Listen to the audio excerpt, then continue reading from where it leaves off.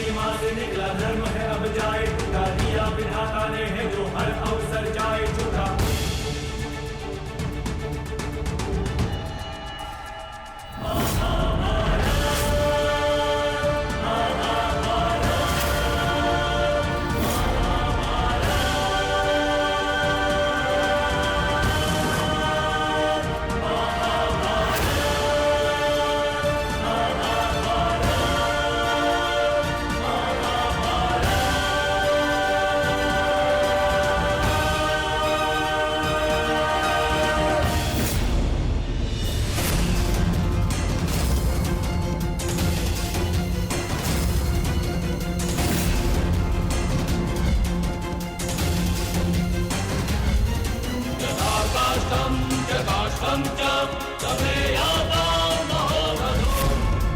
लक्ष्य भेदवान हो।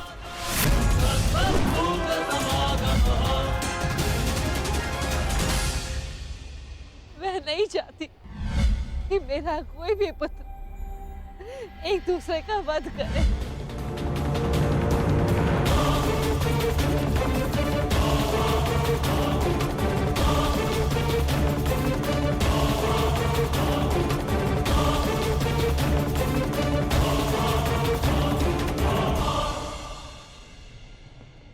यही युद्ध की विभीषा है।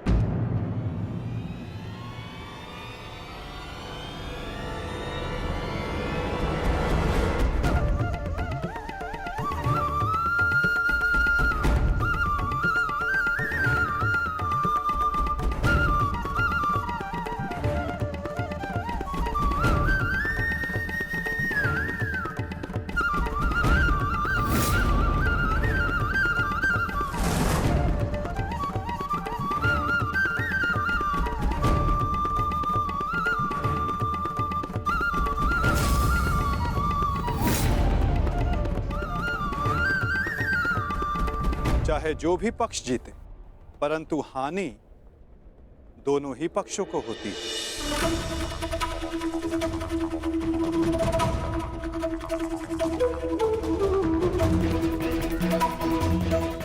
युद्ध की हानि तो उन्हें होती ही जो युद्ध में भाग लेते, और उन्हें भी होती जो युद्ध में भाग नहीं लेते।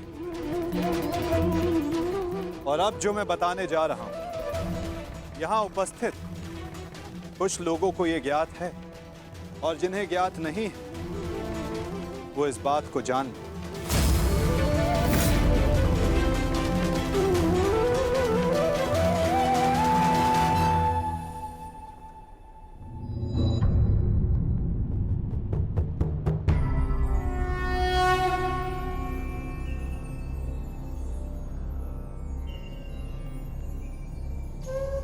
इस युद्ध के लिए ये कुरुक्षेत्र की भूमि उचित क्यों है? सर्वप्रथम ये धरती कुरुवंश के अधिकार में आती, इसलिए इस धरती पर कौरव और पांडव इन दोनों का समान अधिकार है।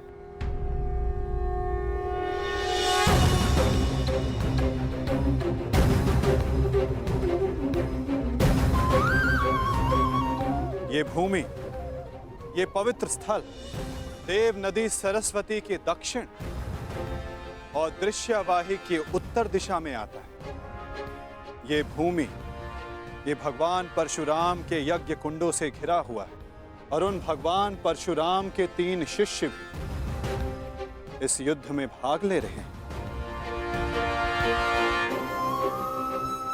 महर्षि कुरु ने बरसों तक इस भूमि को जोता और देवों से यह वरदान प्राप्त किया कि जो भी इस भूमि पर मृत्यु प्राप्त करेगा उसे मुक्ति मिलेगी, स्वर्ग मिलेगा।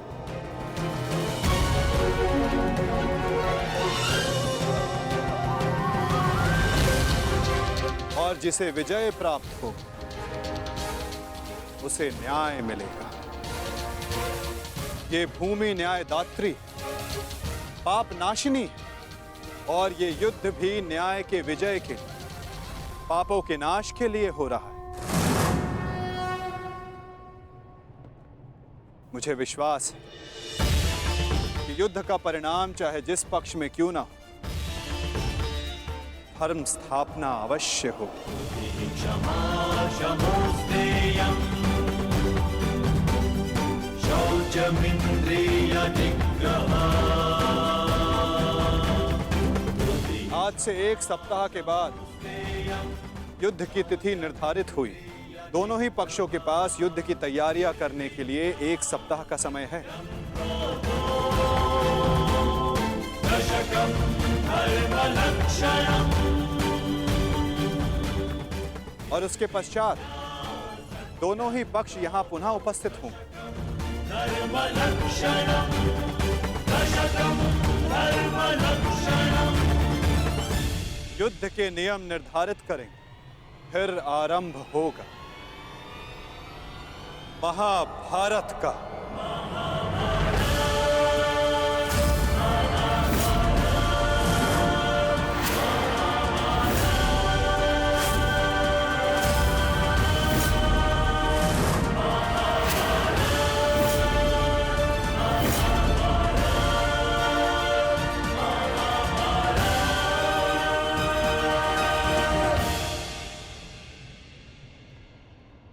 हेलो अर्जुन।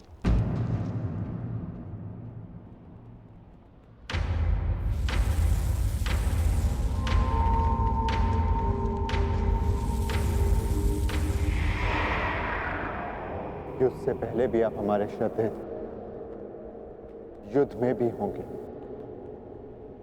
और युद्ध के पश्चात भी।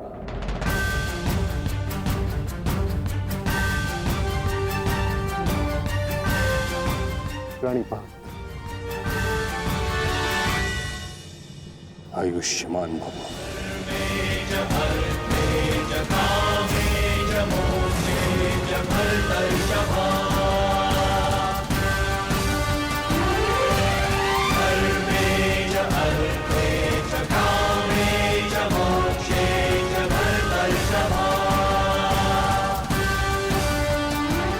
यशस्वी भव।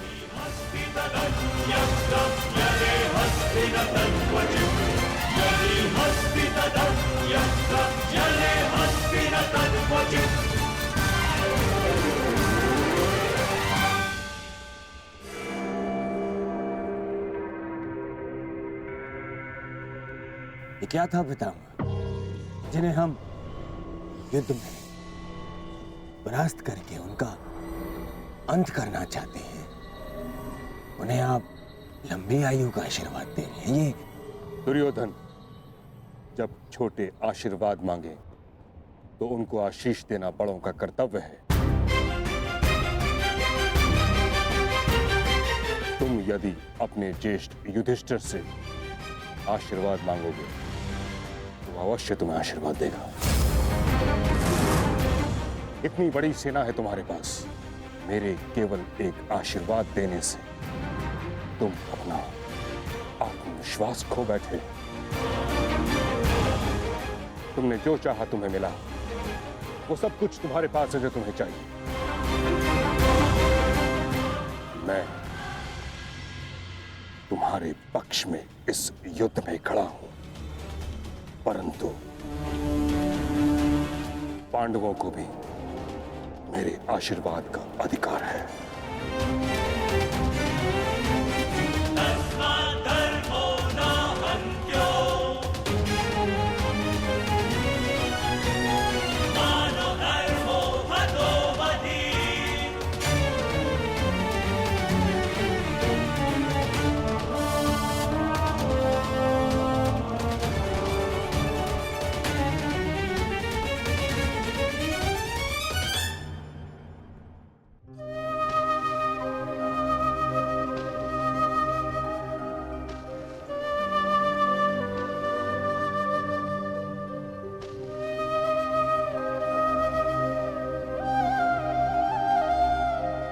माते,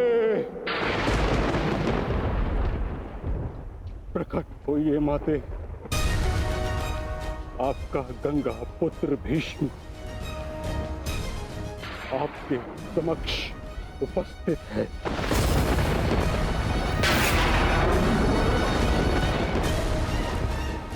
क्या मेरी आवाज आप तक नहीं पहुंच रही? समूचे संसार को अपने जल से शीतलता प्रदान करती हैं आप। आज अपने पुत्र के जलते हुए हृदय को शीतलता प्रदान करिए माते। प्रकट होइए। समझ गया मैं।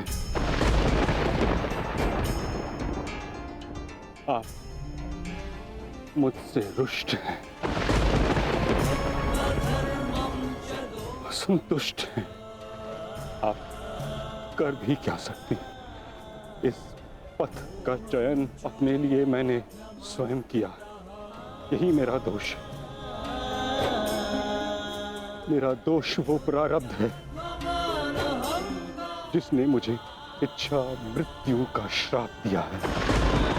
मेरा दोष मेरी वो प्रतिज्ञा है जिसे मैं तोड़ नहीं सका।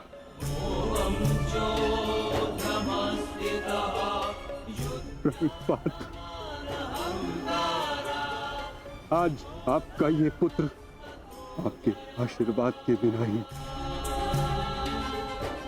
युद्ध में भाग लेने जा रहा है। अपनी भूल के लिए भाग्य को दोष देना उचित नहीं है गंगापुत्र।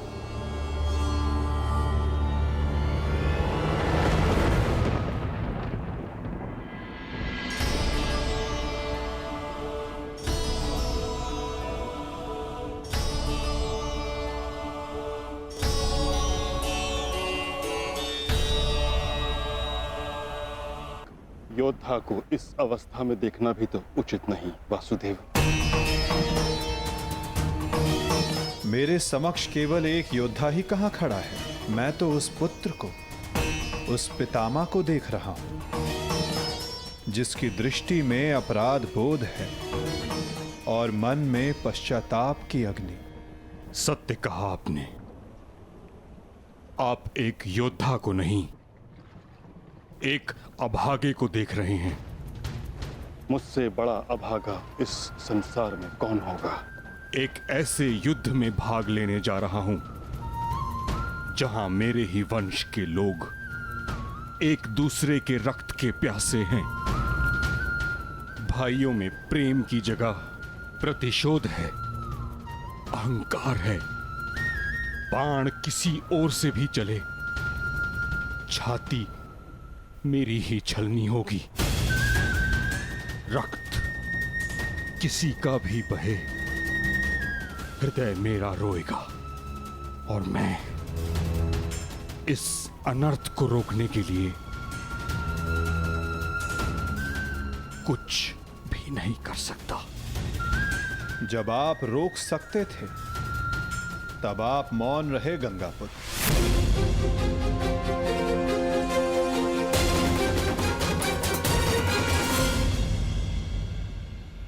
इस युद्ध को संभव बनाने में आपका भी योगदान है गंगापुत्र।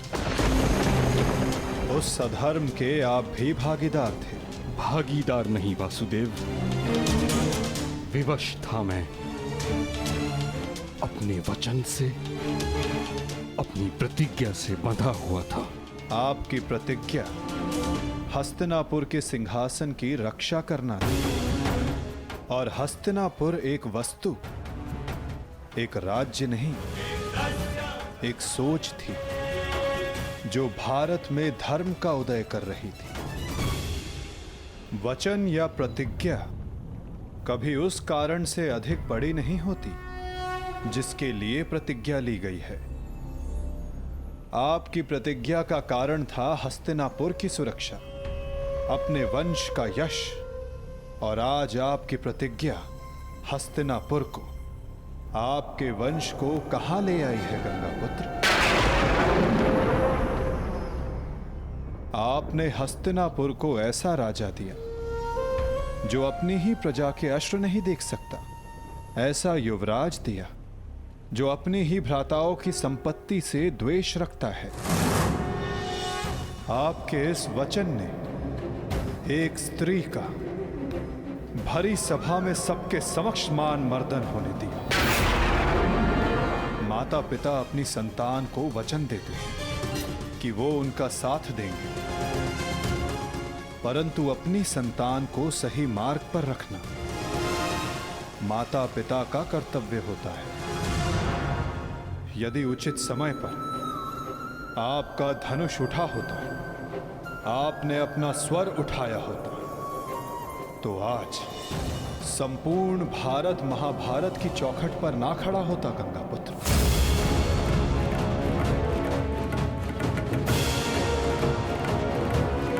को पूर्ण करने के लिए कितना बड़ा मूल्य चुका रहा है ये संसार। समय आ गया है कि उस प्रतिज्ञा को तोड़ दिया जाए, क्योंकि उचित और अनुचित की परिभाषा प्रतिज्ञा से नहीं, अंतरात्मा की पुकार से बंधी होती है गंगापुत्र।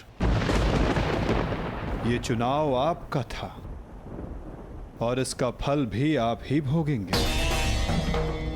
अपने चुनाव के लिए आप स्वयं उत्तरदायी हैं गंगापुत्र, ना कि आपकी प्रतिज्ञा और ना ही आपका प्रारब्ध। ठीक कहा आपने वासुदेव। मैं अपने चुनाव का उत्तरदायित्व अपने सर लेता हूं। मेरा चुनाव है कि मैं अपना वचन तोड़ नहीं सकता। निराशा हुई मुझे ये जानकर। कदाचित इसके लिए पांडव आपको क्षमा कर दे, कदाचित याज्ञसेनी आपको क्षमा कर दे, कदाचित मैं आपको दोषी ना मानूं, परंतु इतिहास आपको इसके लिए कभी क्षमा नहीं करेगा गंगापुत्र।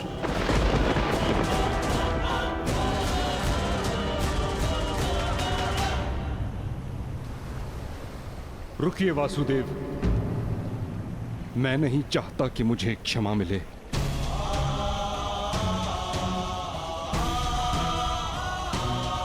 वचन पूर्ण करने का पुण्य मुझे मिले न मिले, परंतु मौन रहने का दंड मुझे अवश्य मिलना चाहिए। मैं अपने निर्णय से असंतुष्ट हूं, परंतु इस बात का मुझे संतोष है कि पांडवों के पास वो अस्त्र है जो मुझे मेरी प्रतिज्ञा और मेरे श्राप से मुक्ति दिला सकता है।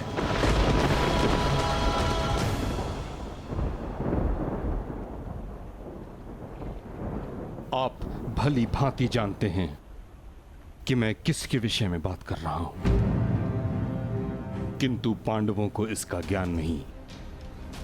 उनका मार्गदर्शन आपको करना होगा वासुदेव।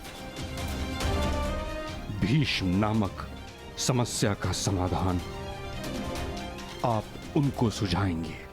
समाधान अपने गंतव्य तक पहुंचने को है गंगापुत्र।